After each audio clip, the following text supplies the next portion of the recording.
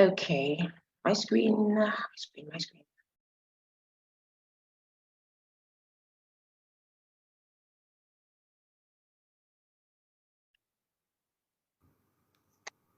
Captain Tolu Ita is a pilot with years of experience in the aviation industry. She joined Aero Contractors Nigeria Limited after graduating from the Nigerian College of Aviation Technologies area and served in various positions within the company, including Flight Operations Auditor, Fleet Captain on the Dash 8Q400, and the Manager, Training and Standards. She was the Managing Director of Spring Airways Nigeria Limited, a startup airline, and she was also a Principal Flight Operations Inspector with the Nigerian Civil Aviation Authority. At the NCAA, Tolu was the advisor to the Nigerian representative on the ICAO Flight Operations Panel and participated in several policy-making panel meetings and working groups. She was also the alternate flight operations member to the Banjul Accord Group Aviation Safety Oversight Organization Bagasu panel. She represented NCAA in the recent review of the AFCAC, African Civil Aviation Council policies, and participated in review of EASA audit reports on NCAA. She holds a BSc in Computer Science from the University of Ilorin, an aviation diploma from the Nigerian College of Aviation Technologies area, a postgraduate diploma from the Ahmadu Bello University Zaria. In addition, she holds an air transport pilot license from All ATPS Fort Lauderdale, Florida, auditor training ISO 9001 from BSI UK, a flight operations management diploma from IATA Switzerland, and executive MBA from Lagos Business School. She also attended an international model program with IESE Madrid, Spain, and ICAO flight operations training. She's also attended other executive certificate training, including Women on Board program with WIMBIS, contract law with Harvard X, aviation conflict resolution with the NCAA legal team, and several other training courses. She's also diversified into the food and beverage manufacturing industry, where she is currently the country manager for IBC and Bola Partnership in Nigeria. She is a Nigerian, married with 2 kids, and lives in Lagos. Ladies and gentlemen, with a ovation, let's welcome Captain Tolu Ita. Okay, this is just one of the amazing speakers we have for today. I'd like to introduce the next person as well. And so just listen to the profile. Oops, not me yet. Our next speaker up now. Emmanuel Michael, a leadership and career success coach, is a seasoned and highly sought-after multiple award-winning strategic business leader with over 2 decades of management experience spanning various industry verticals such as multidisciplinary engineering, information technology, hospitality, and financial services, of which over 18 years have been in human resource management practice. Between March and August 2017, he held forth as the interim CEO and head of HR at Letshego MFB, a national microfinance bank in Nigeria. He is currently the head of people and culture at Letshego, Nigeria. He serves as a subject matter expert with the CIPM Nigeria and HRCI USA, in addition to his role as a member of the HRCI Certification Council. His contribution to the global HR community has resulted in several honors, among which are 100 Most Influential Global HR Leaders, 2018, 101 Global HR Heroes, 2019, Top Rated Influencer on the Most Inclusive HR Influencer list by @SocialMicol 2019, Top 50 Personalities on LinkedIn in Nigeria, 2019, 501 Most Fabulous Global HR Leaders, 2020, Top 8 HR Thought Leader in Africa, 2020, Top 3 Best Revenue Supporting HR, 2020, 30 Top Black HR Influencers to Follow, 2020, and Top 50 Career Influencer in Nigeria, 2020, Top 11 HR Leaders to Follow, 2021, 40 HR Leaders and Innovators in Nigeria to Follow, 2022, 122 Top CHROs, 2022, and Top 200 Biggest Voices in Leadership 2022. Emmanuel is also the founder and host of HR with EM, a platform to connect, learn, and share on everything leadership, career development, and employee experience. He is fondly called the HR celebrity by the Nigerian HR community. Ladies and gentlemen, on this auspicious platform, let us make welcome our guest, Emmanuel Michael. Such amazing profile. And finally, let me just share my profile. Susan Ebi-Ejuomah is a writer and communications professional. She is a trained biochemist who ventured into health reporting journalism. Her ability to articulate and report health news and stories earned her a nomination at the Nigerian Academy Science Awards for Science Broadcast Journalist of 2018. Susan has written over 100 articles, blog posts, and press releases for small and medium business brands.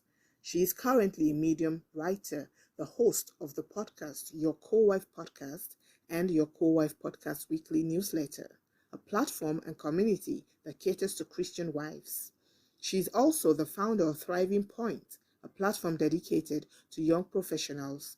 She supports them in constructing their portfolios, LinkedIn profiles, and resumes to help them achieve professional goals.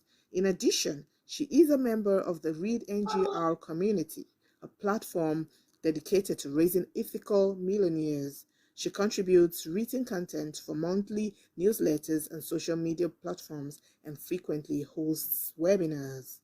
Ladies and gentlemen, with a loud ovation, let's make welcome Susan Ebi-Ejuomah. Okay, so I don't know if it was just me, but did we see the amazing profile of our speakers? So we're in very good hands. Like, please, a round of applause in the chat room for our speakers. And right now, we would hand it over to our first speaker for today, Mr. Emmanuel Michael, to take us on the first session. Over to you, sir. Thank you for joining us. Okay, so good evening, everyone, and thank you, the READ community, for the opportunity to share with your community this evening. I know we've been planning to have this session, but we thank God that finally the day has come. So I'm going to be sharing on career development roadmap. Okay, so I'm going to be sharing on career development roadmaps. Can you please use the chat box? Just confirm if you can see my screen. I need to get a yes or double yes. Aha, okay. Okay, thank you very much. So you can all see my screen. So I'm just going to begin right away without wasting our time. We can take, if you have questions as I go along, please put them, use the chat box to put the questions down. Susan will make a note of these questions so that at the end of the session, we will then take those questions. And then if there are some nuggets that you find very useful, feel free to share them across the social media platforms. And also feel free to tag me when you post or share whatever you share on the social media. Okay, so let's go to what I'm going to be focusing on this evening. We're going to look at career development and then see what's the definition of a career development roadmap.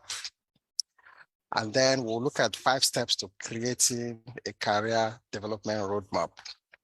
And then conclude with the importance of a career development roadmap. So everyone needs a roadmap. It's just like when you want to build, when you want to build a building, you know, the architect will design. But aside from the design, you also need other engineers who are going to do some other sort of work, maybe the structural engineer, to make sure that the foundation is very good to hold the kind of building. If you want your building to be very tall, it means that the foundation has to go very deep down, okay? And so that's basically what this career development roadmap is supposed to do for us.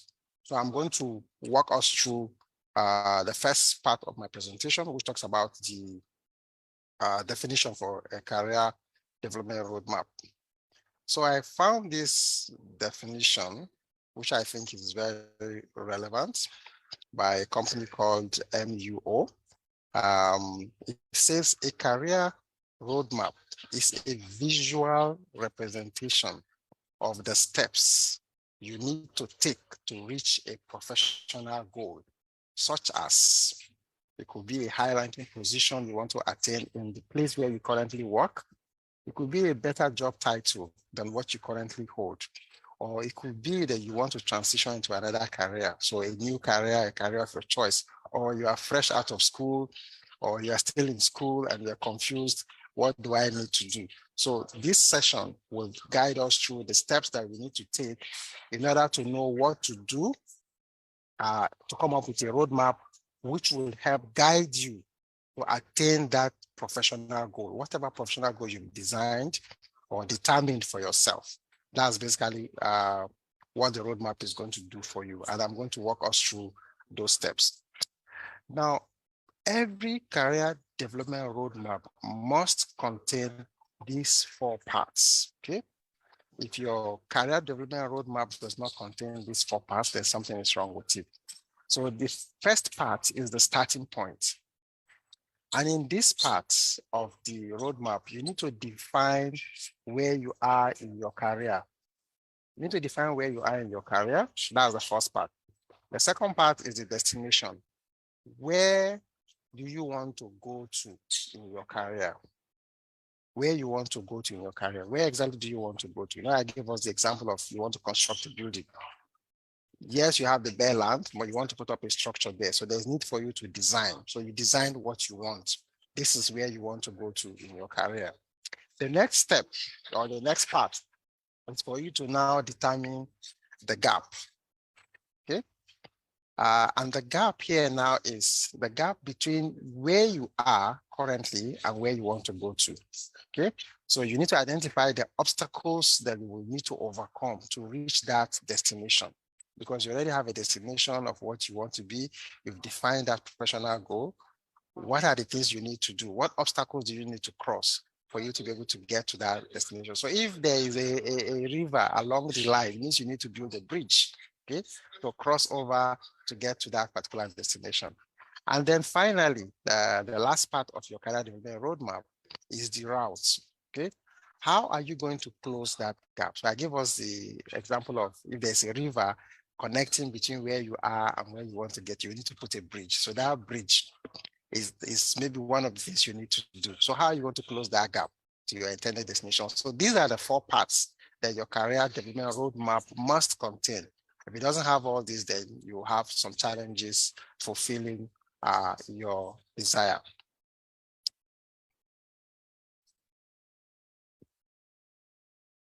Okay, so can I get in the chat box? Does anyone currently have a career development roadmap? Do you have one that you're working with right now? Yes, no. Do you have a career development roadmap? Can anyone hear me? Yes, okay, yes. Okay, so who does not have?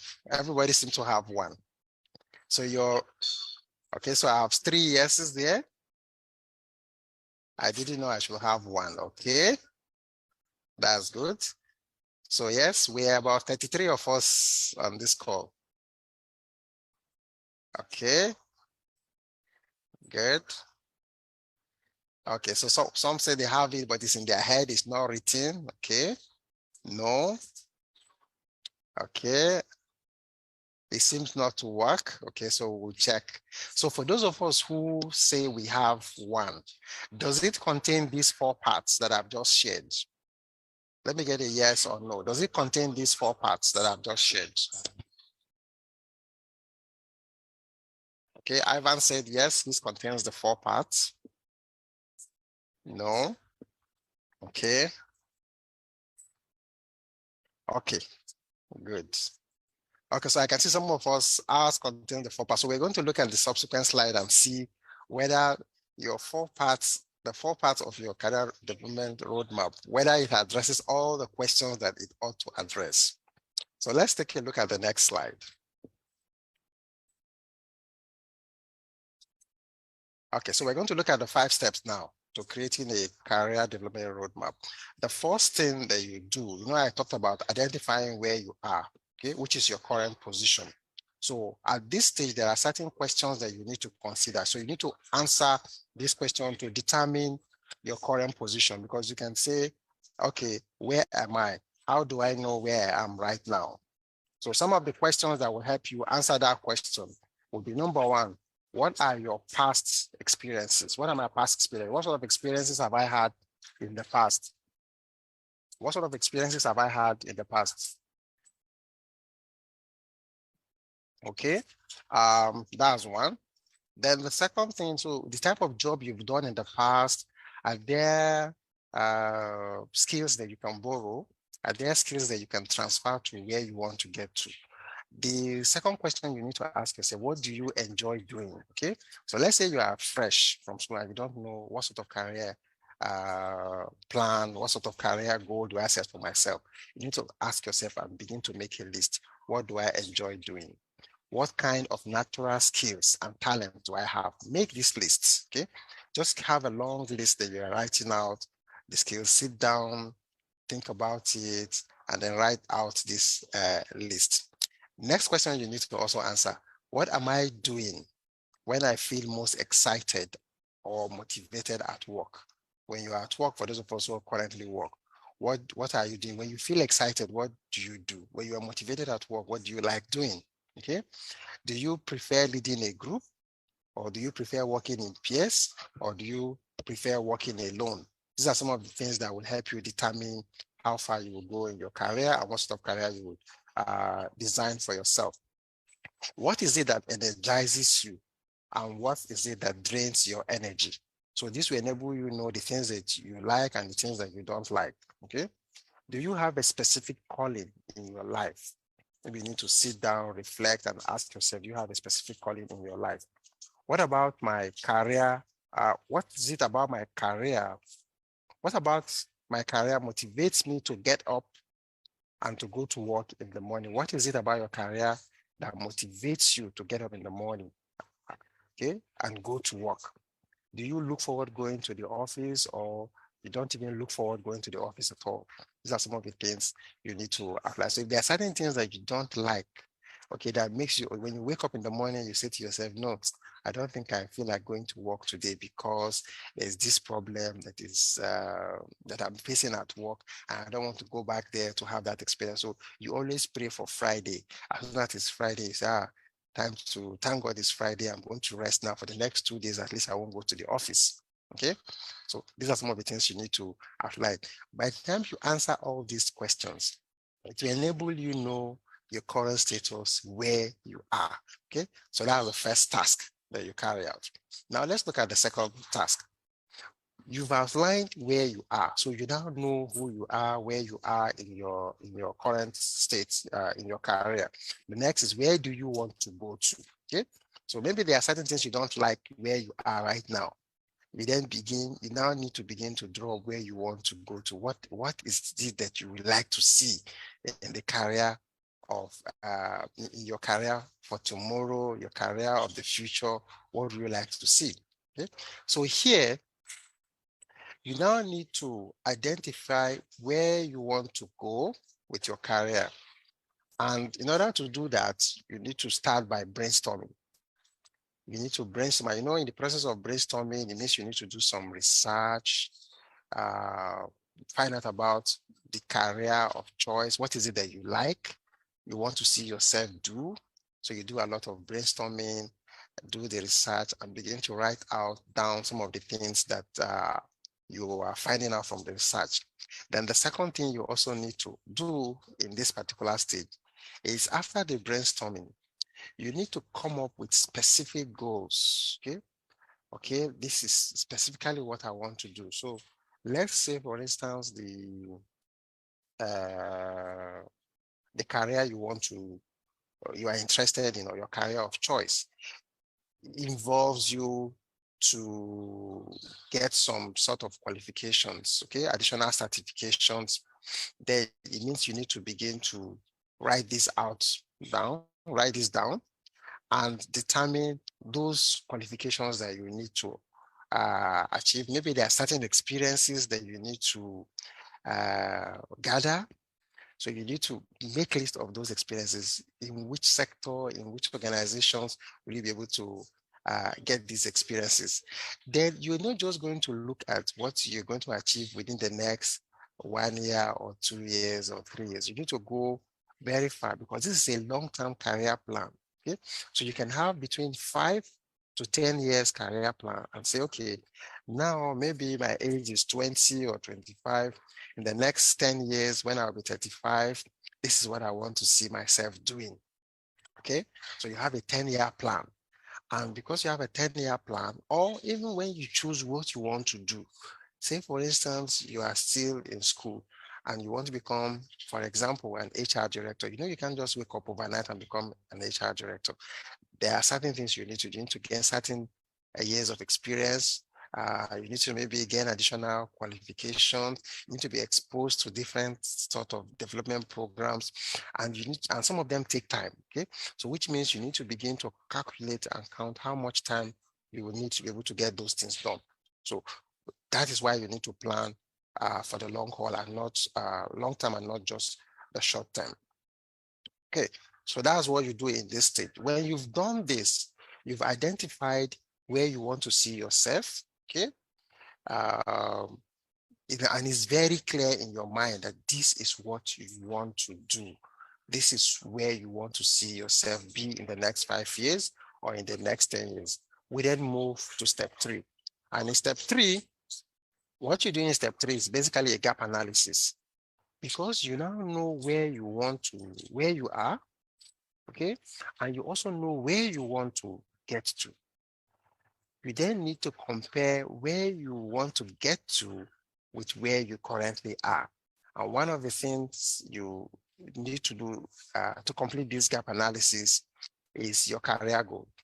Okay, you look at your career goal, and then you begin to talk to other seasoned professionals who maybe are in that particular job role, to find out from them, what did they do? How did they get to where they are right now? Because in that your step 2, you would have identified people who are currently occupying such a role. Okay, you begin to talk to them, get guidance, get advice from them on what they've done. Speak to people who are successful in that particular role, because you don't want to be a mediocre when you get up there. You want to be a successful professional in that particular role. Then you need to look at what sort of qualifications do you need to perform effectively in that new role. You look at what you currently have, rate your qualification, and then begin to identify what is missing, okay? In terms of proficiency, even if you have some sort of experience, okay? What is your proficiency level? Is it at elementary level? Is it at intermediate level?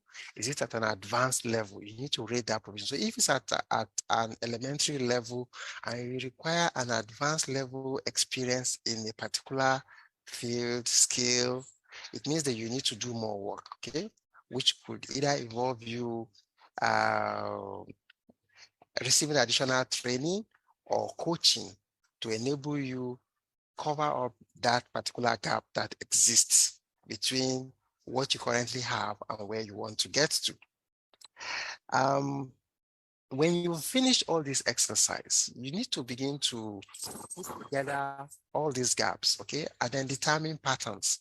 So you might have some skills. When you look at the profile, the job profile of the role where you want to get to and where you are, you might discover that there are some the gaps that you've identified, all the different gaps. Is it possible for you to go through one particular training that will address maybe 3, 4, 5 of the gaps? If there's a training that can address 3, 4, 5 of the gaps, let's say for instance now, if you want to become a senior leader in an organization, presentation skill is very key. So in order to be good at your presentation skill, excuse me, you need to be able to know how to use some of the Microsoft packages. So maybe you need to know how to use Excel, you need to know how to use PowerPoint. So it means you need to study that, what do you call it now? The Microsoft suite, to understand how to use them to prepare your presentation, okay? And then maybe you also need to attend a session or a class or a course where you learn how to present your facts before an audience to get them to buy into what you are presenting, and then buy in and help you actualize or achieve what you desire. So those might be some of the things. And then as you determine these patterns, group them together and identify what you need to do to address that gap. Then step 4, when you finish this gap analysis, so you've identified areas where you require development, okay? Areas where you need to address. That is when you move to step 4, okay? And in step 4, you begin now to take those gaps and begin to write out specific things that you will do, okay? You look at the skills, okay? The list of skills that is required for you to get to where you want to go to. You look at the education. Like when I wanted to 2 years or 3 years back, when I decided that I want to become a coach, I had to begin to research coaching schools. Okay, which coaching school do I need to go to? Identify the coaching schools, because I knew that I didn't have all the skills that I required to become a coach. So I had to research coaching schools and then determine how long is it going to take me to go through this training and what are the things that I need to do. So as part of the plan, I need to also count the cost. How much is it going to cost? And then determine at what point do I need to begin. Okay? The experiences that is required. So you need an experience for you to be able to practice as a coach. How am I going to get this experience? Okay, those are some of the things that I considered when I was doing my career plan to become a coach. So when you've identified all that you need to do, there is need now for you to create a concrete plan. Okay, you've identified the school. When are you going to register with that particular school? How often is the classes? Okay, put a deadline. Don't just have one big goal. Break it down into little tasks such that, okay, I'm going to complete module 1 by so time. I'm going to complete module 2 by so time. I'm going to interview maybe someone who is already practicing in that particular field to gain some experience, to get some ideas on what to do, okay? So there's need for you to break those tasks. And like I said, organize it around a timeline. So let there be a timeline. This is what I'm going to achieve within the first quarter. This is what I'm going to achieve within a half year, within 1 year, within 2 years, 3 years, up until when you think you'll be able to achieve your full goal, your career goal, okay? And as you're doing these things, you need to think smart, okay? When you are writing out the plan, make sure that it is specific. Make sure it's something that you can measure. Make sure that it's also something that you can achieve. Don't give yourself so much task to do that you know you won't be able to achieve within a particular time. So it should be realistic. And the T part talks about time bound. Make sure there is a time to it, okay? So don't just say, I'm going to read 1 chapter, or I'm going to read this book this month. If you're going to read a book this month, break it down. How many pages do you want to read in a day?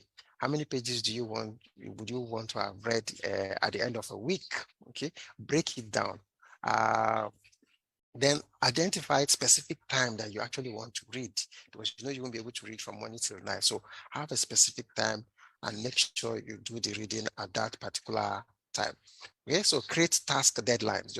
Whatever task that you've assigned yourself, ensure that there is a deadline. If there's no deadline, you will not be motivated to get it done. And don't give yourself such a long deadline. Okay, if you give yourself a long deadline, what that does to you is that it will make you to be a little bit lazy, okay? Because you know, something that you can actually complete within 2 days, you give yourself 1 week, you will relax. There is no urgency in getting that task done. So give yourself a reasonable and realistic timeline, okay? If it's 1 page, don't say that you take 2 days to read 1 page of a book. Maybe it's something you can read within 30 minutes or less, or an hour. So there's need for you to create task deadline. Okay, so the last part now talks about measuring your progress, okay? Whatever you don't measure, you will not be able to accomplish, okay? So whatever you don't measure, will not matter to you. So make sure that you have key things that you want to measure as you progress in executing and implementing your career development roadmap. Okay, so at the implementation stage, you need to follow this particular stage. You need to keep track. So whatever activity that you are carrying out, you need to track it. And then ask yourself the question, this activity that I want to engage in now, how would it contribute to helping me achieve my career goal? It's very, very important. And then when you give yourself a task, don't make it too cumbersome for yourself, okay? Create milestones in between. If you're able to read, if you set a goal for yourself, say you want to read a book as part of your development plan, okay? And you're able to read one page. So you set that each day you will complete reading a page.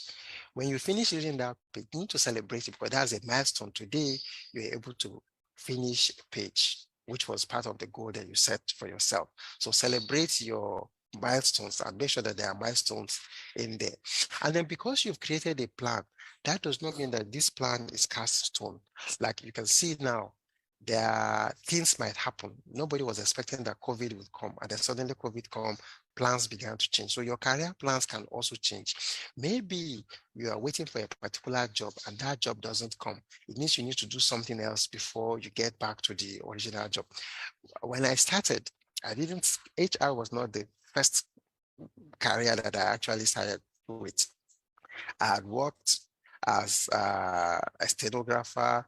From a stenographer, I worked in admin. From admin, I moved to IT. From IT, now I find myself in HR. Okay, so you might find yourself moving from different type of jobs that might not even relate to what you want to do. But the question you need to ask yourself: are there transferable skills that you can pick up as you go along the line that will help you achieve that particular career goal? So you might not have the opportunity to practice what you love to practice right now, but what you're doing, what sort of skills can you pick up while you're waiting for the path to clear for you to be able to achieve that career goal that you are looking for? So there's need for you to update. Now, everyone is talking about AI. So there's need for you to acquire some sort of digital skills. Maybe digital skills was not part of what you want to acquire. Data science skills, knowing a little bit more about artificial intelligence might not be what you had in your plan, but because that is what is happening now, you want to begin to learn, how do I use artificial intelligence to improve my work? So be flexible in updating your goal from time to time. Excuse me. Okay, so the last part of my presentation talks about the importance of a career development roadmap. When you have a career development roadmap, it does certain things for you. Number one is that it will help you to reach your career goal because it's written down, okay? Because it's written down, it's easier for you to be able to track and say, okay, this is what I want to achieve in 12 months, in 6 months, in 2 years. So you can actually reach that career goal. So if there's something that is making you derail, it actually creates some sort of focus so that you don't derail from your plan. It creates that focus. So it helps you. But if you say, I have it in my head, you might forget something that you planned to do. Okay. So there's need for you to have it written down because it will help you to reach your career goal. The second thing that it does for you, it helps you to stay motivated and inspired, either at work or wherever you are right now. It helps you to stay motivated. So when you've achieved a certain portion of what you've set out for yourself to do, you are excited. And because you are excited, you've accomplished a part of it. You want to do more. So you get to milestone 2, you get to milestone 3, you get to milestone 4, and eventually you achieve your career plan. Then it also helps you to increase your productivity. How does it help you to increase your productivity? Because you are measuring what you are doing. Okay? And so if it takes you half an hour to read a page, next time you want to improve, you want to now read maybe 2 pages in an hour. So let me give an example. In 2018, when I decided that I wanted to join the marathon, this Lagos State city marathon. Okay, I started practicing in 2018 because I wanted to participate in 2019. When I started the practice, because I was not used to running or walking long distances, when I walk for like 10 minutes, I get very tired. Okay, I get very tired and I don't even cover so much distance. So I'll rest. So every day I kept trying, keep working for 10 minutes, keep working for 10 minutes until I got to the point where I'm now used to working very fast within that short duration of 10 minutes. What did I do? I increased the pace. Okay. But I increased, instead of working for 10 minutes, I started working for 20 minutes. From 20 minutes, I moved to 30 minutes up until when I got to 1 hour. So I can work for 1 hour without feeling stressed, without panting. And I told myself, okay, I'm beginning to build the stamina that is required because I wanted to walk 10 kilometers. And if I need to walk 10 kilometers, I need to be ready so that not when I walk 10 kilometers, I will collapse halfway or not even able to get to the 10 kilometer, collapse halfway, and then maybe they will use a stretcher to move me or an ambulance to pick me up. I didn't want that to happen. So I kept practicing. Because I had a goal, this is what I want to achieve. I want to be able to cover 10 kilometers in less than 2 hours. That was my goal. And I kept working at it and I keep checking the time. So how long is it taking me to cover 1 kilometer? How long is it taking me to cover 2 kilometers? So I kept measuring until I got to the point where I can cover up to 6 kilometers in an hour. And so that was when I told myself, okay, I think I'm ready. Since I can cover 6 kilometers in an hour, my average walking speed is 6 kilometers per hour. It means that I'm now ready to go for this marathon. So it helps you to increase your productivity. But if I didn't have a plan, I wouldn't be able to measure what I'm doing and how far I'm going and if I will be able to actually participate or not. Then finally, having a career development roadmap helps strengthen your relationship with mentors. You know, when you meet a mentor, like for some people who reach out to me on LinkedIn and said, I want you to be my mentor.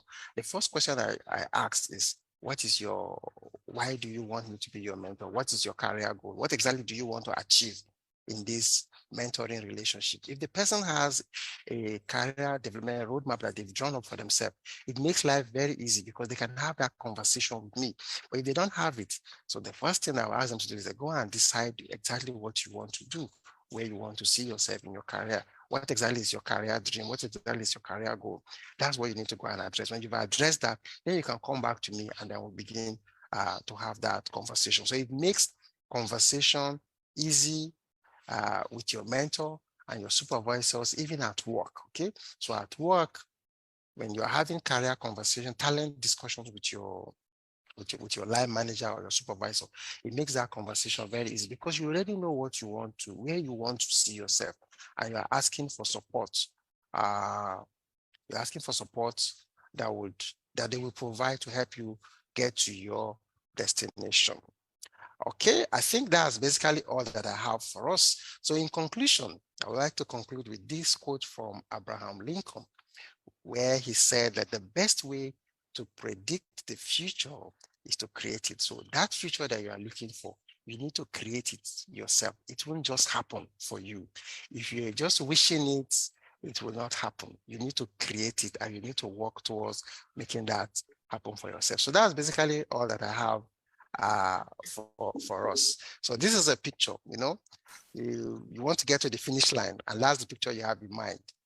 So what are you doing to get to this finish line? Okay, thank you very much to me. So that's all that I have for us. If you have, like I said, questions, please drop them in the chat box. I will wait. As soon as the second speaker finishes, we can then begin to take your questions. And then feel free to follow me also on my social media handles. Thank you very much. Wow, that was like, wow, woo. Can I see some reactions in the chat room? That was simply beyond amazing. As a starting from the profile, and I hope the profile has gingered everybody. The first time I met Michael and I saw the profile, I sat back like, all this award won you. How did you do it? And another very amazing thing about him, sir, please, can you drop your LinkedIn handle in the chat room so that people can follow you? You know, when you see all that profile, all that award, you would think is not accessible. Is as simple as the presentation. Like, it makes difficult things very easy. Yes, great advice, Abi, to know. I can relate with it. Let me just, because the second speaker is coming up now. When I met him like last year, I used to struggle with LinkedIn posts, and in the questions, you'll be saying it. Please follow him on LinkedIn. Sir, how many followers now do you have on LinkedIn? It's over 500. I think the last time I checked today should be about 500, 500,000. That's what I mean. So that people will know.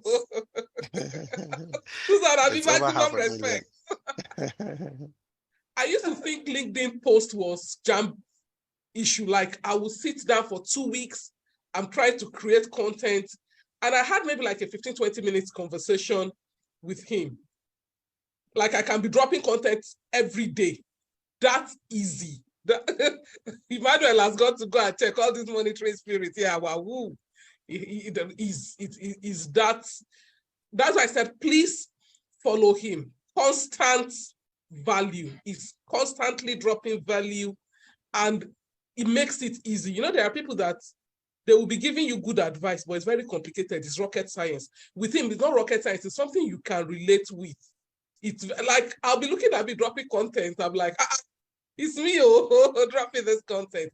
Now, with no further ado, we've already played the profile of our second speaker. She's a sister to me. Thank you so much, Tolu, for making it. I've known Tolu now for over 20 years, and she's somebody I've constantly admired. Like, I had to say this.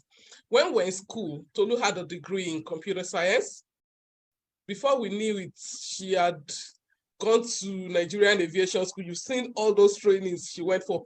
And I remember that I was like, see, when I finish this engineering degree, I need to go back to aviation school, even though that they happen. I saw how those pilots' uniforms you'll be using to intimidate us. White will be walking up and down Abuja like, are you a pilot? Very pretty woman. So imagine young girl, pretty pilot. Like, is she your friend? Like, yes, I'm proudly associated. She's my friend, she's my friend, she's my friend. And now she's a country manager, and she will be cutting us soap. Change is one of the most difficult things for human beings to do. And the truth is, if we cannot change, we cannot grow. As Michael said in his presentation, now you are hearing AI, you are hearing this, you are hearing that. And for some of us, it really sounds very, very complicated.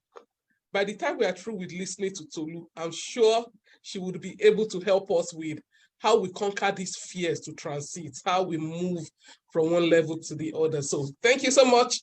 Over to you, Captain Tolu, taking us on the altitude of how many, how do people say it, above sea level. Thank you. Over to you, Tolu. Thank you, Itunu. Thank you. Can you hear me? Good afternoon, everyone.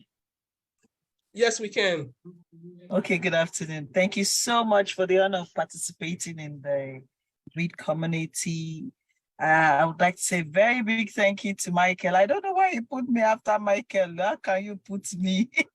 You should have let me smoke my own small unorganized one so that Michael will come and give us the main one. Thank you so much, Michael. In fact, I actually was taking notes, and yeah, thank you so much. I've learned a lot, and it's amazing. 500 followers on 500,000 followers on LinkedIn. That is no child's play, and so many awards, and yet still very calm and humble. Thank you. We need more Nigerians like you. We need more, not just Nigerians, we need more people like you. Unlike Michael, that is quite organized. I'm just here to tell you my story. Perhaps we could learn one or two things. Sorry, I'm in a car. I just, like Michael said, we're supposed to have held this on another date, and I had a family function, but because the reader NGR is so important to me, and Tinu is my sister, I just had to dash out of the event. I'm like, I will see you guys later. So, yeah, what is my story? Like I said, I'll just share my story with you, and I hope it can bless someone. I'll start from childhood. maybe my dad died when I was 9. I think that's where I will start from, because before then, that's one significant thing that happened in my life. I've always been me, very, very playful and all that. But of course, go to school, it was expected everything would all go to school. And but when my dad died, it was a very defining time in our lives, because my mom was she was a full-time housewife. And so it meant that the road ahead was quite rough. Despite that, I was a young girl. I remember even we were going to a private school, all of a sudden we're changed to a public school. So it was really a shock for us, because of course I'm starting with this story so that you can know that you can actually come from nothing and still be able to accomplish something in life. It was really tough.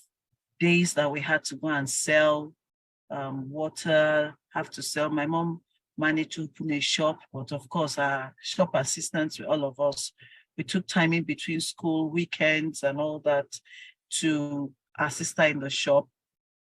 Of course it was tough, but those actually were the beginning of my learning grounds. Just like Michael has outlined, a lot of formal training for us, but there's also a very strong aspect informal training plays in our lives. Right now, like Itono said, I will still get to that point, but I learned the skill of persuasion, having to convince, because apart from, okay, she started with water, from water she graduated to yogurt, from yogurt she graduated to selling hot drinks and also hampers. And so from learning in a shop, I developed persuasion skills, I developed marketing skills, I developed creativity, because if you know hamper, you have to be able to really, the building of an hamper depends on the choice of the person building it.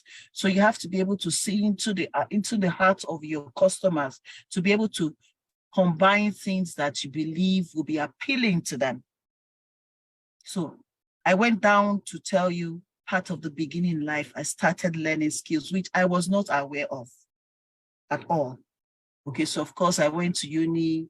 My uni days too was amazing. I started out with statistics.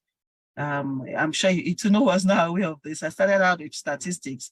In my first year, there was an issue in the statistics department. So in my first year, I changed to mathematics. While I was in my mom's shop in my third year, one of our customers, I did not know that he knew the HOD of computer science. One of my mom's customers just saw, I was just selling, happily. He didn't even know I was a student until my mom said, oh, this girl is a third year university student in Unilori studying mathematics. Well, the man said, no, with this kind of persuasion skill, this girl can go places. No, computer science is what is going to be in vogue. Don't worry. So in my third year, I think I was about the first student that would change in third year to computer science, and I didn't lose any year. So it meant in my third year in the uni, I had to do year one elective, all the core courses that I missed for computer science. My third year was not funny, but I scaled through and I still graduated in my 4 years, because here was when I had developed an attitude when there's work to be done, it does not matter what I have to do or what I have to put in, that work must get done. So I juggled up in between it. I graduated at normal years. So I finished computer science. But as a little girl, I remember my uncle would always ask me, Tolu, what do you want to be? I would tell them happily, I want to be a pilot. I want to be a pilot. Of course, with my father dying, how can I be a pilot knowing how expensive it is to pay for flight training? But I just kept that dream alive. So I finished computer science. When I was doing youth service, I must have been saying, oh, when I wanted to grow up, I've always wanted to be a pilot. But yeah, in computer science, because that's what I could. My mom, of course, thanks to Nigeria's subsidized education, I was able to go to the uni and I finished. And then someone just said, oh, Tolu, I heard they're looking, Federal Women Affairs wants to sponsor pilots in Zaria. I have never traveled to the north. Get was the next day, Okay, so meanwhile, doing youth service, there is me, keep your hands busy. I was selling ties, I was selling things while I was doing youth service. I don't believe in being idle because of course I had picked up selling skills from my mom's shop as a young girl. And so I continued little just to sell for someone. You know, I even started it out, not for myself. I was trying to help someone who was selling and was not making business. I'm like, let me try it out for you. I took it to the office. So thankfully I had enough money and I jetted off to the north. The next day, as soon as I heard, of course, of going to, that's a story for another, but the long and short of story about it is that there was no sponsorship. But because anyway, from Zaria, no, they told me no, I should go to Women Affairs. Women Affairs said no sponsorship, but I should just go and see. I went back to Zaria, of course. I did the admission, they gave me admission, and I sat down with Zaria, trusting God. Yes, I know with NGA will say a no religious platform, but it will not knows me.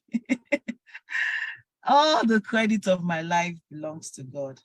Once I have prayed about something and I have that conviction in my heart, trust me, you can say your no from today till tomorrow. I'll be waiting because if God has said it's going to come to pass. So Women Affairs told me no. So I said, no sponsorship, nothing. But the commandant was just looking at me, this young girl, you just came from nowhere.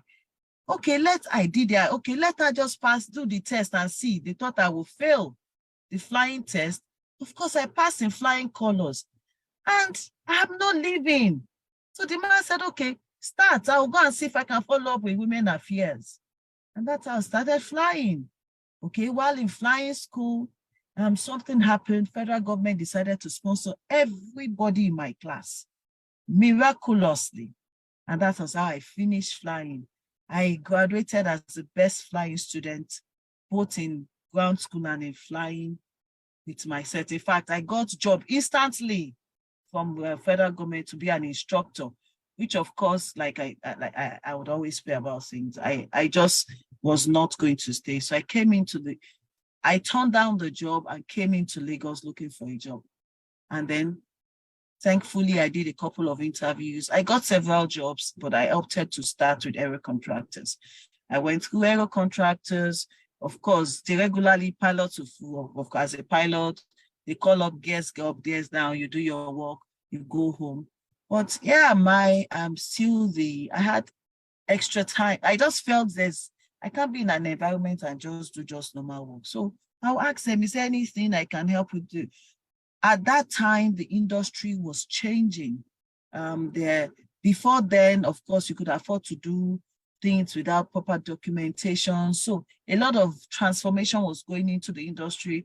And here was I, a young girl that was just looking for work, extra work, just to see what value can I add apart from what my regular job of flying was. And so, okay, they would tell me, okay, do this, do that, do that.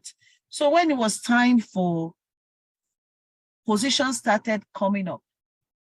Of course, typically in the aviation industry, they look at how long you've been a pilot or whether you're a captain. But for me, they had to make some exceptions because, of course, I was there available to do the work. So I started float.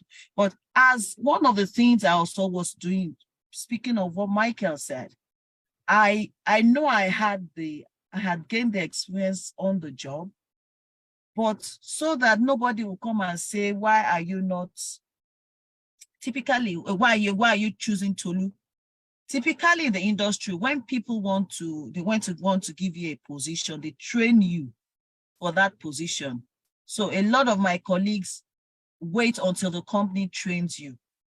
But I can say proudly, most of my qualifications, I trained myself. I knew a position was opening. I was already doing the flight auditor's work. I knew they were going to make the position, create a position to make an substantive work.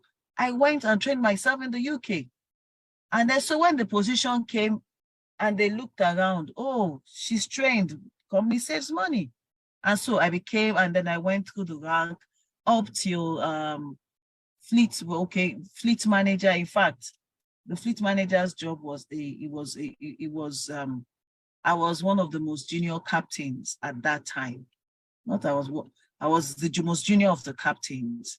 But Of course, they were going to give it to the older people, but at some point, luckily I had some expatriate bosses that are like, no, let's leave our old way of doing things, that we give it to old people, seniority. Let's give it to somebody that will do the job. And voila, that was how I got the job. And then we go through the rank. And some of these job positions are just official. I'm doing more work than what that position actually details and all that. So when it was time for me to, okay, so one of the jobs I was doing is that I was also managing contracts for the company. It's not in my CV, but I was doing that with oil companies. So one of the oil company workers was like, Tolu, you're doing much more than what your CV or what your position is. Why don't you train yourself further? And so I was going to do an aviation-related MBA. I said, no, you're too much to constrain yourself to just one sector. Why don't you do a generic MBA? So that, because as at that time, I was running legal department, and I wasn't running legal departments, but I was going through contracts, which is one of the reasons why I studied contract law. I was going through monitoring of invoices. I was as in finance. So I was all over the place, which is by attitude of whatever job I have to do. If I would have to understudy someone, in fact, while I was there in the whole company, they needed somebody to study local content. Now I know about the local content structure for oil companies in Nigeria, because everybody was like, no, it's not my job, it's not my job. But the contract was under me and they were not going to give me a personnel. So what did I do? I said, okay, can somebody teach me? And the oil company volunteered and I learned the job. So, and then I went to MBA in LBS. Of course, while in MBS, I interacted from the way I interacted with a lot of facilitators, and they were like, Tolu, anyway, to cut the long story short, I started an airline. After the airline that I started with didn't work out, I worked with the government also. While at the government, typically the Nigerian mentality, a lot of us when we're working with the government, we feel like, oh, relaxation has come. In fact, I was shocked at myself that I can be that overloaded working with the government. It was a lot. So what I realized in my experience with the government is that very few, because I went to the government as a technocrat coming from so my job with the government as a principal inspector was to monitor the work of the airlines. And don't forget, I was coming in from the airline, from the industry as a manager. So I had a bigger picture of what was going on. And so a lot of work was being pounded on my head, because in government, once they find out that you're someone, a lot of people don't do their work because maybe they are in the government for one reason or the other. So the few people that that are good are overloaded and frustrated. And so while I was in the government, because I was not I was not a politician, I was put on the wrong level. And so when I discovered, I wrote and wrote and wrote, you guys, you better correct my level. But while I was saying that, guess what? I was doing my work. I need to pedal back a little. Of course, there are two aspects to work: your attitude and your aptitude. Aptitude, please correct me, Michael. Aptitude is about the technical skills that you can learn aptitude. But attitude, you can't learn it, it is you. Are you someone that if they give work to you, maybe in the job you're doing, you would rather everybody else does the work and you're the last person? Are you someone that you're not ready to do the extra, even your own assigned primary duties, your own JD, job description, you're underplaying it or not? Even in the secular, what do people know about, even apart outside work? How can people describe you? I'm saying this for a very, okay. So in my children's school, I refused to join the PT, but I work even more than some PTA members. When they're doing any program, I'm there trying to see what can I do, because I need to create a better environment for my children.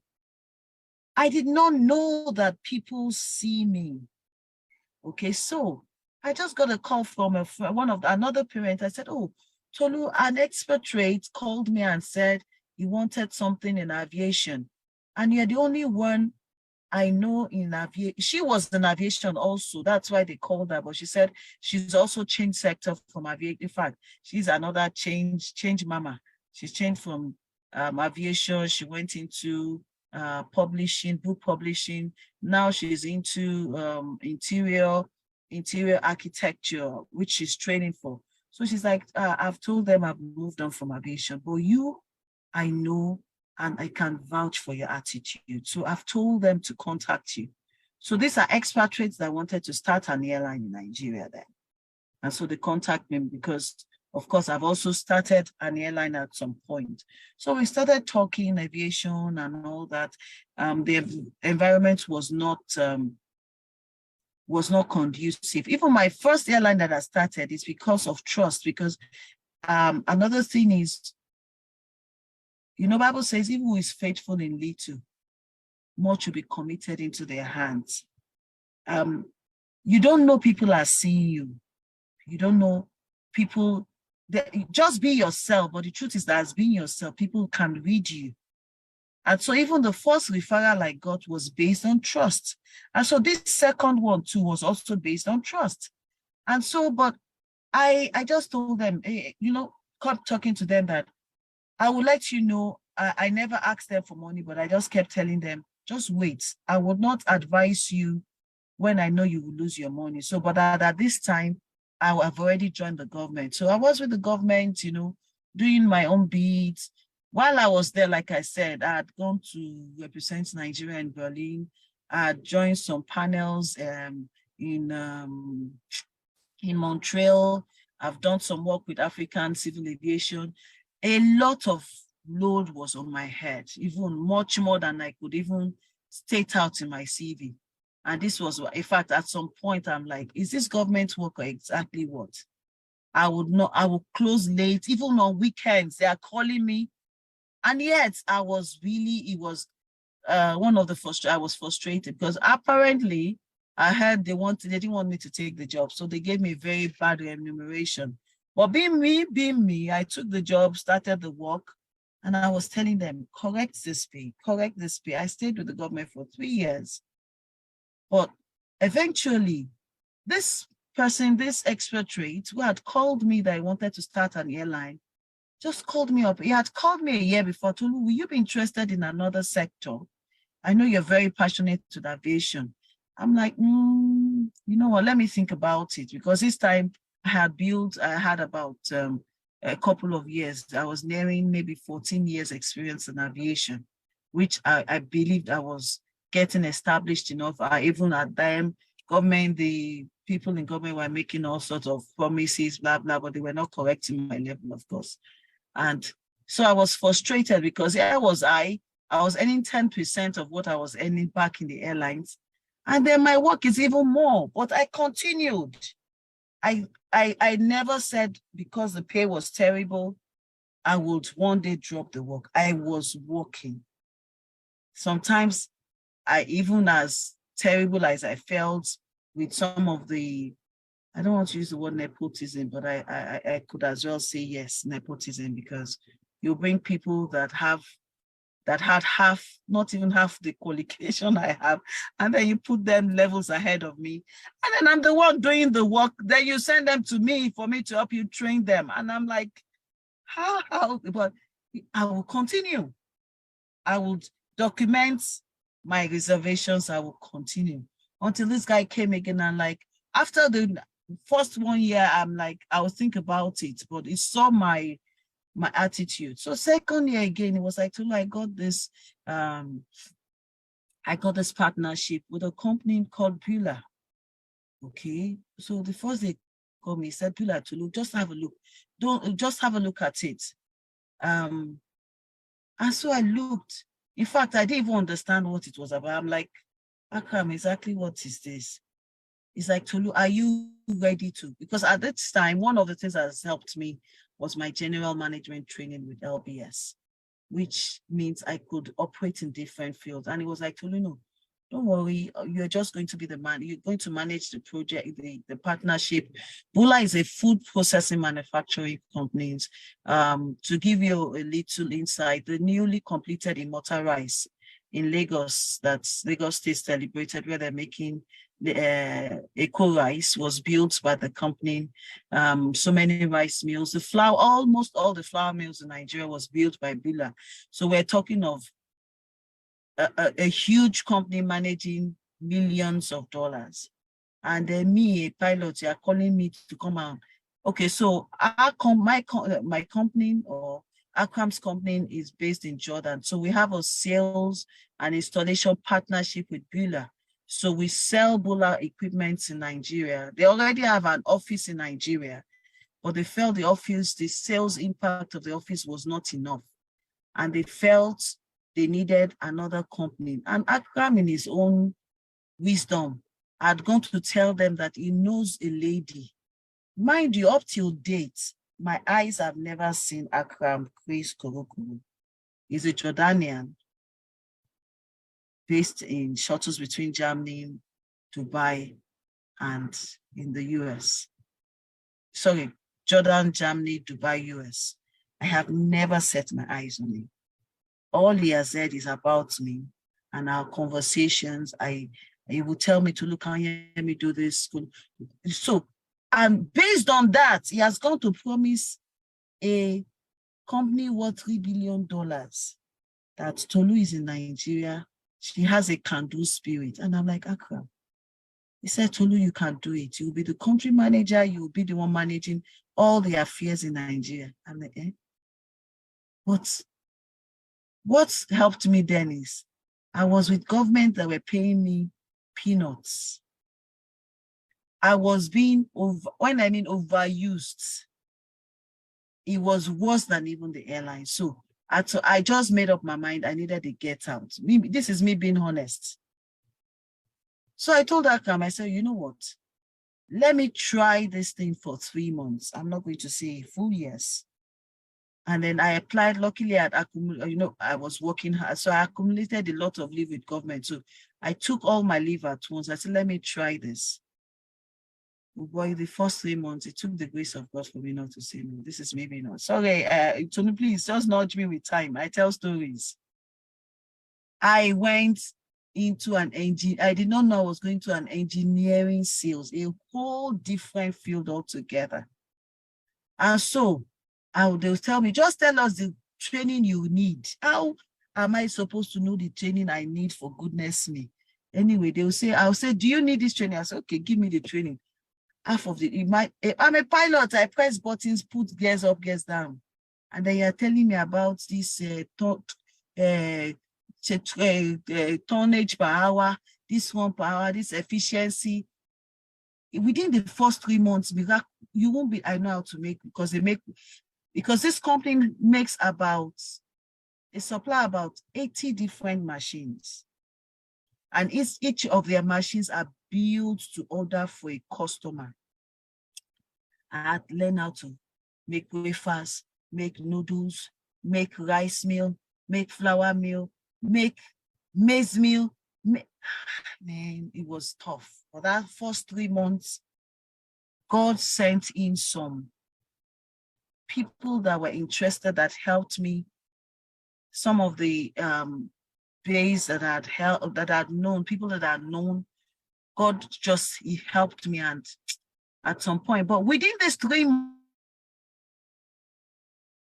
case had gotten to the Minister of Aviation, because the 3 months while I was away, a lot of things were still, government, they'll beg me to, look, please, we need you to do this. I will still do it while I was on leave. I was covering things. So when the DG had to take the case personally to me, they said that I can't lose this girl. Minister promoted me and bragged it to the first day I joined the government. But unfortunately, in fact, it got me angrier, because I told myself, so it meant you not having me to know my value. that means you don't deserve me. So I accepted the promotion for record purposes, and immediately I declined. In fact, it was so bad that they paid me $6,700 into my account just to get me not to go. That this is one of the courses that they should have sent me 2 years ago, that they didn't send me. I should take the money. And they're sending me for another course that they will pay me $15,000. No, they even paid me another 14. So I had $21,000 in my account from government. This is not temptation. You know what I did? I wrote them nicely. Thank you so much. Please provide me with an account. I will pay you every dime, and I pay them every dime. And I told them, give me a letter of disengagement. I have made up my mind. I appreciate all you've done, but I'm sorry, my mind is made up. And so I left the government. So here am I with food processing. I've not done much.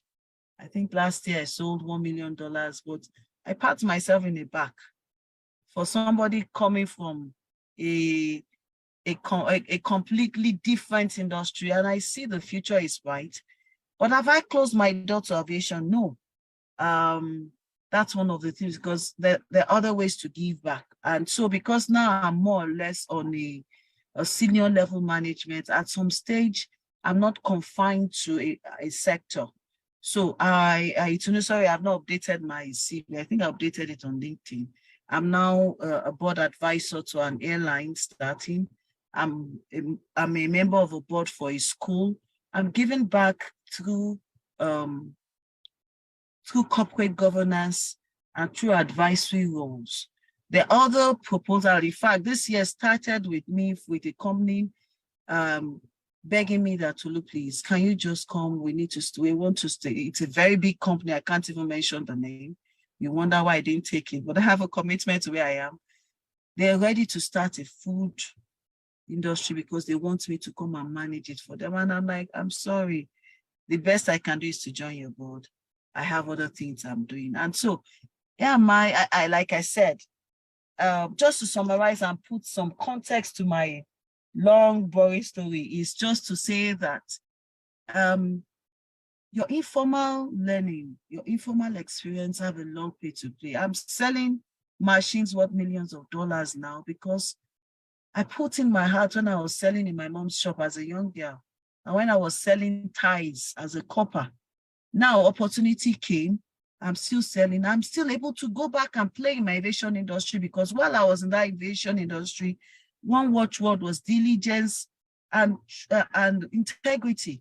So anyone, I can walk up to any industry, any airline, they know me, they know Tolu, because I will not compromise, but I will walk the extra length to make up for whatever you think. Because a lot of people are afraid to stand up for integrity because they feel there's a lot to lose or it will cost them more. While I was in the CA, if a company maybe CA is a regulatory authority. I had an incident where I told the owner of an airline, I'm grounding your plane, you're not going to fly, and I hope you will not even try. And I told the pilots, come to me better report to my office now. Yeah, they were like, yes, they did blah, blah, blah because of one. I said, don't worry, I'm the one grounding you, and I know it costs money to ground you.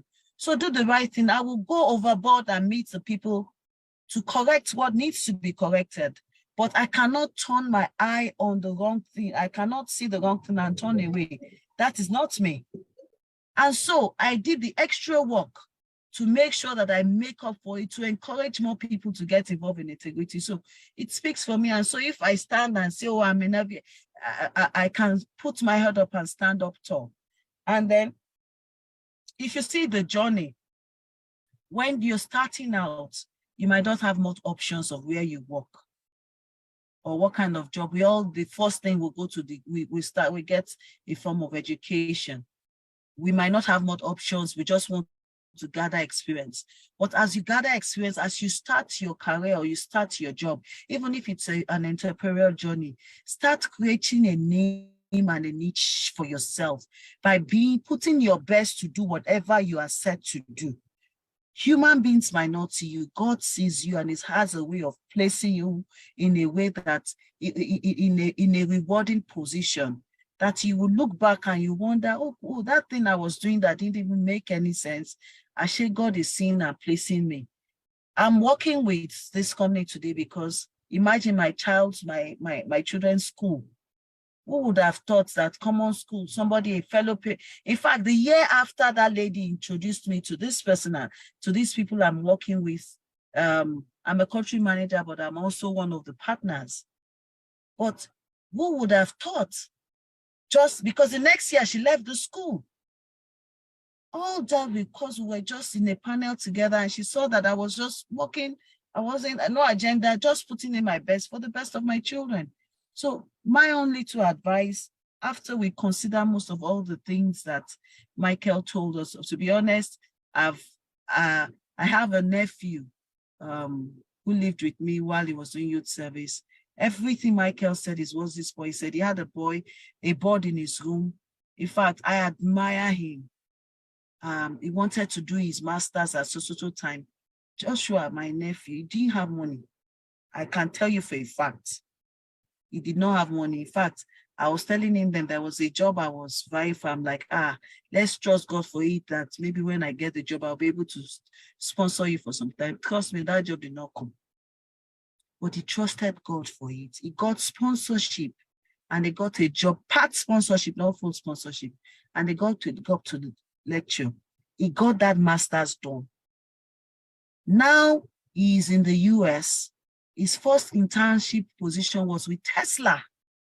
Who would have done? That was what he was saying he wanted to do in so company, in so. It's like almost like magic, because in his own case also, he had those targets outlined and he was praying along and praying about it. And on a last note, before I drop is, please remember everybody's journey in life is different from yours. Let's not fall into the error of comparing ourselves with others or comparing what we have achieved. Let's not fall into the error of thinking we've achieved more than our mates or we are lagging behind our mates. Everybody is on their own lane. Your own lane, your own journey is different. Embrace your journey. Enjoy it and be the best that you can be. And thank you for listening. Thank you. Thank you. You to know, I'm done. Woo! Susan, turn on the camera. Even my camera is in shock. Oh my God.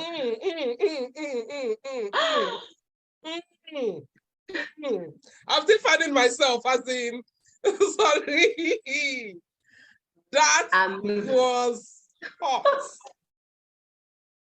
That was, okay. Yeah, I've seen the fire, I've seen the, hey. Tolu has burnt down the house.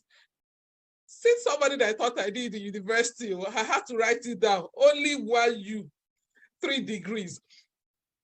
And yes, we'll be doing the questions and answer time together with Susan. And I kept hearing Tolu apologize that, yes, this is a non-religious platform. This is a non-religious platform. We consciously put that out because if Tolu comes to tell you that, I prayed very well and God answered me, then Emmanuel comes to tell you that, I dropped prophet offering. I fasted for 7 days. Your mind, and I see that play out a lot. Your mind will start playing very funny tricks on you. That no, God must be special to Tolu.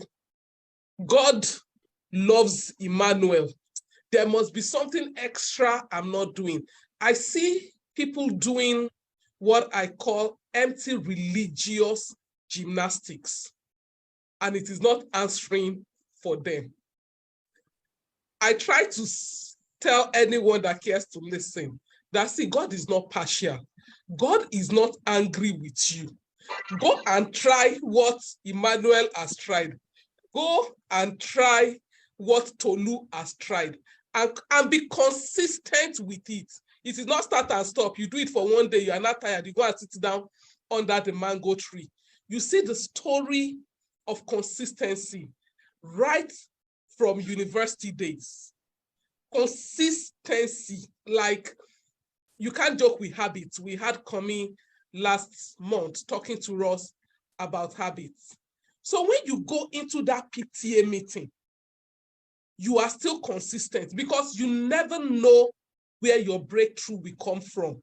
You don't do volunteer, and I'm not recapping, you know, I'm not saying anything, I'm quiet. You are not doing volunteer job and you are saying, after all, you people are not paying me for it. Is it not? You are not showing up as your best self, and you now expect somebody to recommend you. People don't want people that will disgrace them. In closing, I'm handing over to Susan and we're going into the questions and answer. I had to drop it in the chat room that this job that she's doing, the person that recommended her, she has not seen the person eyeball to eyeball. Like I always say it and I'll repeat it. The reason why you are where you are is you. This generation, we are too blessed to be unfortunate. With the power of social media, with this, with that. Yes, please follow Tolu.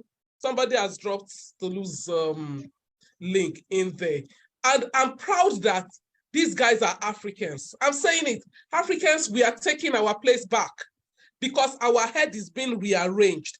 We are now doing the right things to put us back on the mark. Those were the, you know, some very few things that really touched me in our presentation.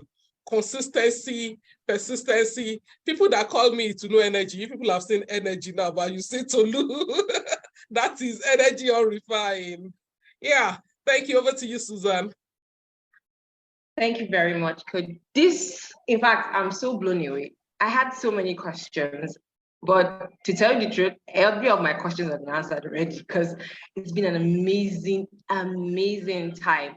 And I must say that not just me, everyone in the chat room, that chat room is buzzing. It was amazing. Please, we're going now over to our question and answer session. So it's important that you drop your questions in the chat room so that we can, our speakers can answer these questions and attend to everyone. But just to, before we start dropping our questions, let me go first. I think I should go first. This is directed at both of you. So first off, I was just hearing you moved from this, you had this degree, you moved from this job to another. And then you also mentioned, Mr. Michael, about the transferable skills, how you can move them from one job role into maybe a different sector entirely. So now the thing is, first question I'd have to pose to you, Captain Tolu, first off, is when you were making those transitions, was it really planned out? Because for me personally, I'd say, I started off as a science student, I read biochemistry, and then I went into volunteering as a reporter, and then I'm writing, and it looks like it's all over the place. But what do you suggest is the best way to achieve that, like your career goal? Because now Mr. Emmanuel said, you have all these things itemized down, but then you're telling a story of how it wasn't cast in stone. It was this, it was different things coming together. How do I merge this personally? How do I move from doing multiple things into narrowing down into something that I feel like I should be doing at a particular time? So I'll go first with Captain Tolu. You go first. Okay. Thank you so much for that question. To be very honest, because people are different, what works for E doesn't work for me. I would say you have to know yourself.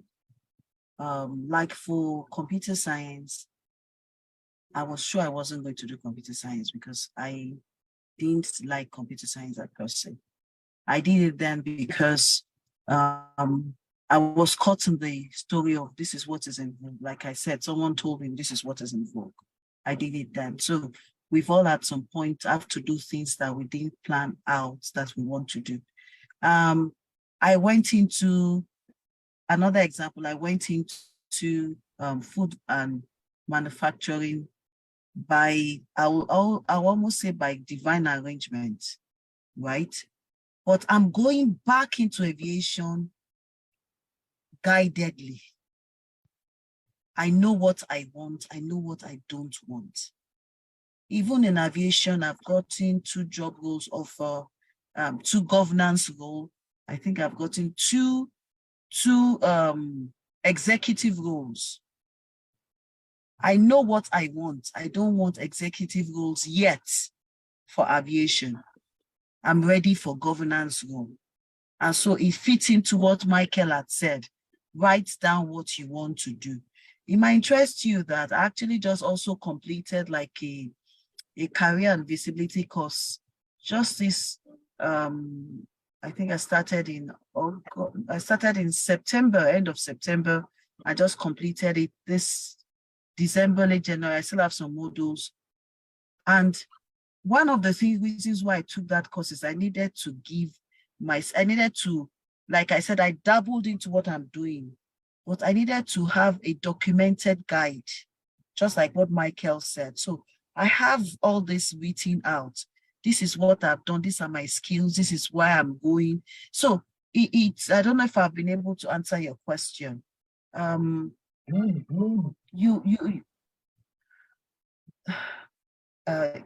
know if I've been able to answer your question. Sometimes there's no, especially when it comes to life, there's no one size fits all. One thing I always just know, interestingly, a colleague of mine called me 2001 when I started out with this food company. So she had called me then that, oh, she wanted to start bottling and food processing. And I encouraged her, but I'm someone, I don't force people. And so I called her up last week and I'm like, oh, how's this project going? She said, I didn't do the project, Jerry. Somebody that was trying to drag me to it. I said, okay, my own one advice for you. I'm happy you said that. Because when I was talking to you, I knew you weren't convinced, but I needed you to know, discover yourself. In life, whatever decision you take, you should be able to tell yourself, I, Tolu Ita, decided to take that decision. I should not be able to point to anybody that this person made me do it. Because whatever decision I take, I should be able to stand up to face the consequences. After today, a lot of you would have heard some things from myself and Michael. Fine, nice, but own your own decision. Own whatever you learn. And when you take that decision, don't say this person made me do it or this speaker made me to do it. Know that this is what you want. Like Michael said, you have a desire, you have a path. Is this your desire? Are you desiring this thing? You should be able to question yourself and be true to thy own self, be true. Ask yourself, why did I come to this decision? Is it because I want to hammer? That is a new dollar, where the new dollar is coming from. You see why a lot of all these MMM and all these things catch a lot of people. It's because we just move with the car, we move with the flow. I've moved with the flow once. I told you I was in maths, but because I didn't know where to go to computer science. Truly, computer science was the wave of the moment.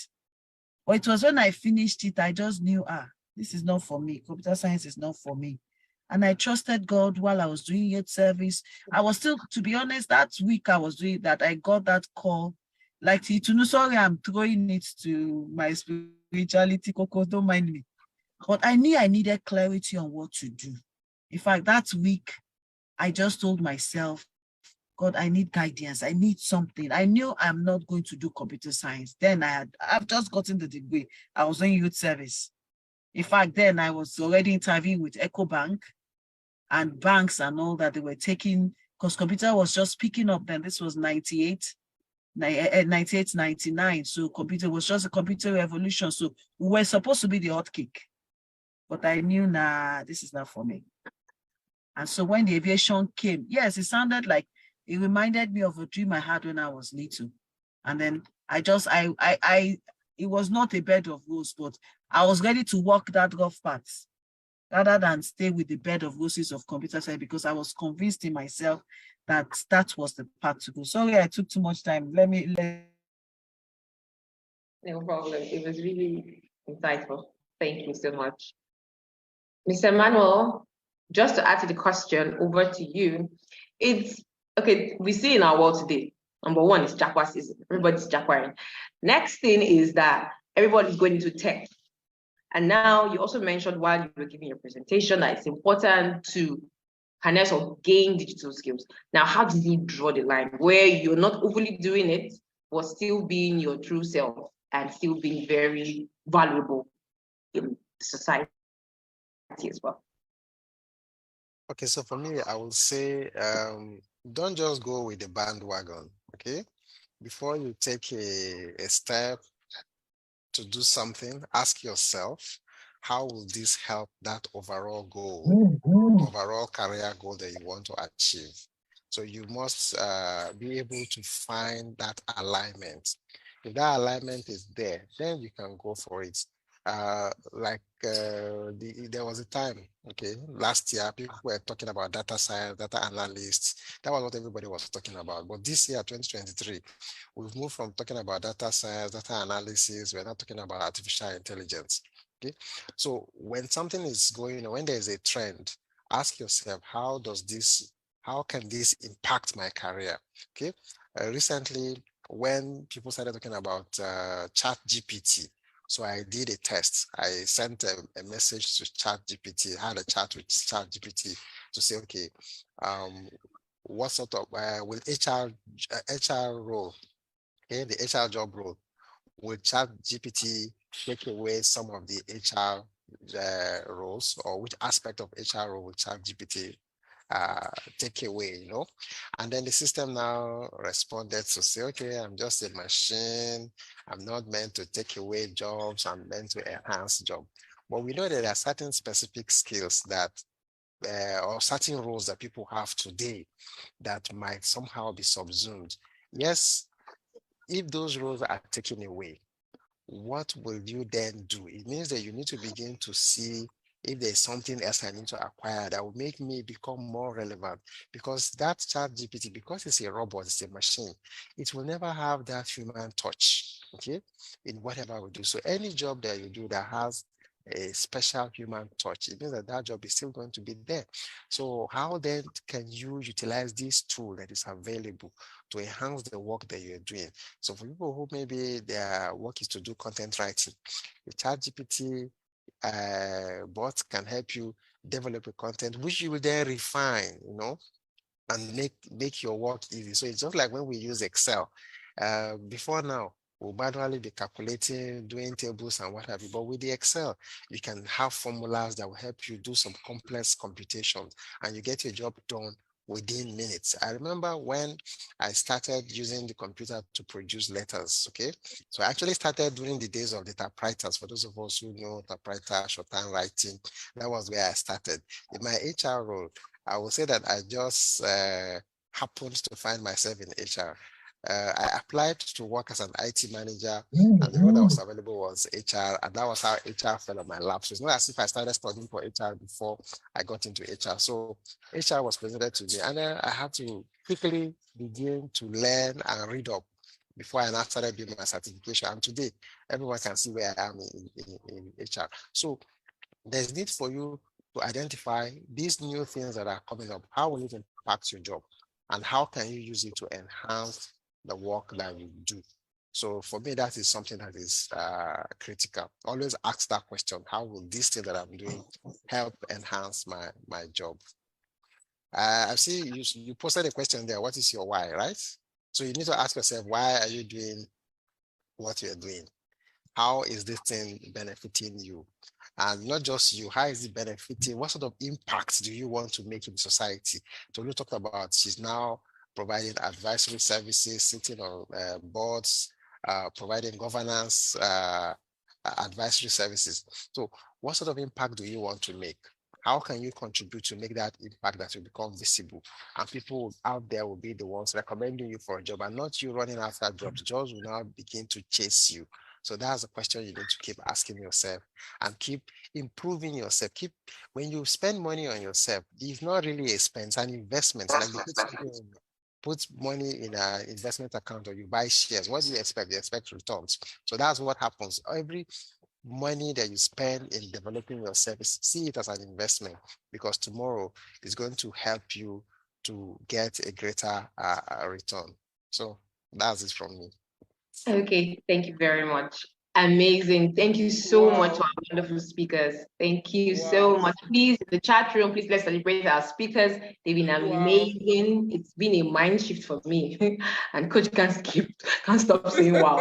Really, it's wow. It's been a big wow. I'm sure, it's Saturday evening. I want to say a very big thank you. We respect everybody's time. We are going into 3 hours already. I'm sure you guys are not looking at the time. So I'd like to just go over to the speakers. What will be your final parting word? Let me start with Tolu.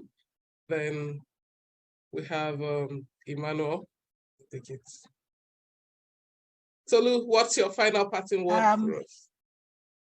Well, the final parting word for me is there's nothing called impossible. And you can be all you want to be. I just always have that mindset. It doesn't have to be, sorry, let me just give this final analogy. I was speaking to a friend before I joined boards of company, and a friend happened to come from a wealthy home, but she was just being honest and saying that, okay, from my little experience, most of the people that are in boards either have backers or they're from rich homes, so they're representing their parents. I smiled because they are right in front of her then. I had gotten offers for board. And I have, it's no knows, like I said, my dad died 9, so which backer? The only back I have. So you don't have to limit yourself by where you are or who you are or where you have come from.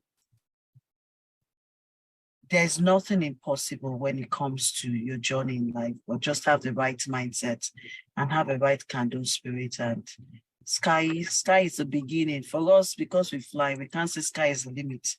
You are just, sky is your office, so you are just starting out. So sky can't be the limit. Sky is the starting point. The whole space awaits you. So enjoy. And thank you for having me and listening to my story. Thank you. Thank you. I've learned a new one. I missed other things. I've learned a new one now. This, we hear that, the sky is the starting point. I said, no, the sky is your office. So now, guys, the sky is my office, so don't try me. When you see me swearing, I'm in my office. Okay, so Michael, parting words from you. Okay, so parting word from me is that we all need to become lifelong learners, okay? Lifelong learners means you don't stop learning. You learn every day. And as you learn, make a plan to take an action. Okay? Make a plan to take an action. From all that you've gathered here tonight or this evening, if you don't take any action, you will have wasted these 3 hours that we've spent here. Okay, so take an action. Say to yourself, this is one thing that you're going to do this evening from this session. And what is that thing? And make sure you do it. Okay, do that thing, share the testimony, like I keep saying, tag us on social media. So you've learned something here today, put it into practice, then share with some other person what you've learned and how you've practiced it and the impact or the outcome that you got from it. Take an action. Don't just go home and say, it was a wonderful session without taking any. If you don't take any action, then you just wasted time here. So take an action and share the success story of that action that you've taken. That's my own parting word. Thank you very much. And I look forward to connecting with everyone on LinkedIn. Feel free to reach out to me. Wow, thank you. We can have like 2 feedbacks, 2 people to unmute their mics and speak. If you want to speak, can you raise your hand? So there's so much chats in the chat room, but I want to hear your voice. Let me show myself. Ebimobowe, can you unmute to speak? Okay, we have Oluwaseyi Olulade. Oluwaseyi, please, let's hear you. What has been your take home today? Okay, good evening, everyone. And although I joined in late, and I'm so glad Emmanuel invited me for this. Thank you, Emmanuel. And it's such, I mean, for me, I don't just join meetings. Once I join 2 minutes, I want to clock out if I don't get what I want. But I was fascinated by Tolu's story. And so glad to hear people saying boldly the God factor. So I really don't know what the meeting is all about when it comes to professionalism. Lovely nuggets. I like all the things I heard, and I'm really glad. I want to say thank you to the convener of this. God bless you.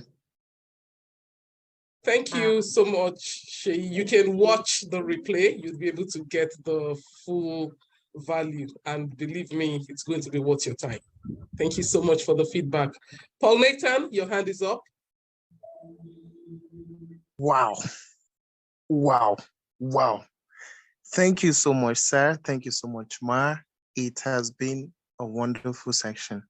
And my own key take home right now is buy myself a study board and a study table where I will sit and analyze. I'm so grateful and I thank God that I'm here. Thank you so much, Ma. Thank you all. Thank you for... Okay, Ebim, over to you. Hi, good evening all. Good evening. I think it's really, I didn't really pay much of an attention to Emmanuel's presentation till towards the later part, but he was actually the one who invited me. But from Tolu's story, I did get a lot. The resilience, and one thing I think I got there was I'll call it taking advantage of opportunities that appear within your workspace. And it's something that I am learning, because I work in an environment where when it started, it was really frustrating for me. But over the years, the first time I've ever stayed in a place for up to 10 years in my career, and I've seen a lot. And I will say, I also relate with her when she talks about the God factor. There is no way this can be done without God, without seeking his guidance and strength from him. So I like to say thank you for this. Thank you for the opportunity to learn from this, and to learn also from Michael and Tolu. Thank you so much, Ebim. Thank you for stopping by. Elizabeth Agbo, I have your hand up.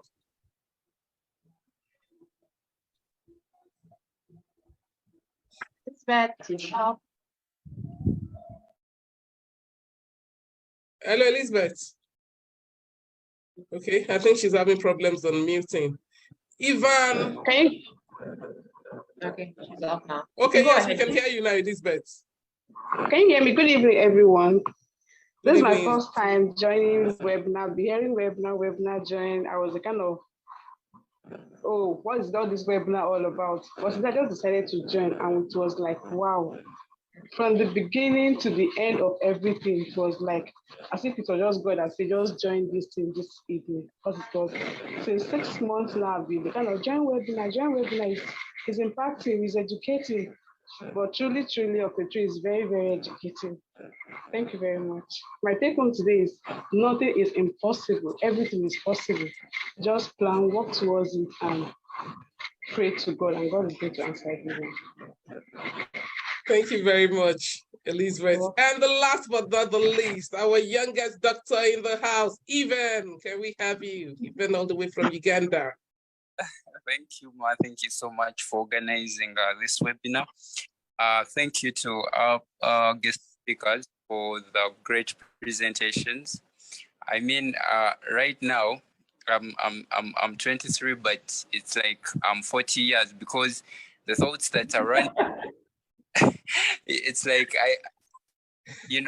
So personally, my key take home has been that my career development is my personal responsibility, and I must be unapologetic about it, and most importantly, especially from the last recurring speaker, was the good factor should not be left out. Thank you, Ma. Thank you, everyone. God bless you. Thank you. Thank you so much. Thank you, everyone, for joining in. Just to point out, we have a feedback form. We've had so many amazing feedbacks, and we want everyone to drop their feedback from this amazing webinar. So the link is already in the chat box. Please, please, please click on it and fill the feedback form. And to everyone who has been here, this has been a wonderful time. Honestly, I'm just still like trying to come out of it, but it's been amazing. Our speakers have been wonderful. Everyone has just made my day. Honestly, I've had a very wonderful day today now. I feel great. So it's important that for me, my key take home is take action. It's not enough to have this amazing webinar, have these speakers leave their busy schedule and come together and give us so much information. Without taking action, it's as good as wasting your time. So it's important that as we do this, please, please, please take action. Also, just to note, our speakers have dropped their links on the chat box as well. So please follow them, tag them when you take action, also tag them, inform them. You know, it's very beautiful to see success stories having put in so much work. So please, please, please, please, please follow them and engage with them as well. Thank you so much, Coach. Thank you so much. Thank you so much, Susan. Riding on that take action wings, please. And the feedback form, just say one thing that you've learned today that you are going to take the action. That would actually really help you. Like, okay, so based on what Captain Tolu said, this is the action I will take. Based on what Emmanuel said, this is the action I will take. It will equally make you accountable to yourself. And as we say, feedback is a gift. We'll be sharing your feedbacks with our amazing speakers. And as our manner is, as we're rounding up, please can you unmute your mic and say thank you and God bless to our speakers. That's like the only thing we can do. They've sacrificed so much. Yeah. It wasn't convenient for both of them to be here, but they did it against all odds. Please can we unmute our mics and say thank you? Thank you. Thank you. Thank you. Thank you for having us. Thank you. Thank you. Thank you for the privilege to share. God bless you. Thank you. Thank you. Really appreciate it. Okay, so till next month from Read, follow us on our platforms. You would see the past webinars we've had have always been lots of value. See you next month and goodbye and bye everyone.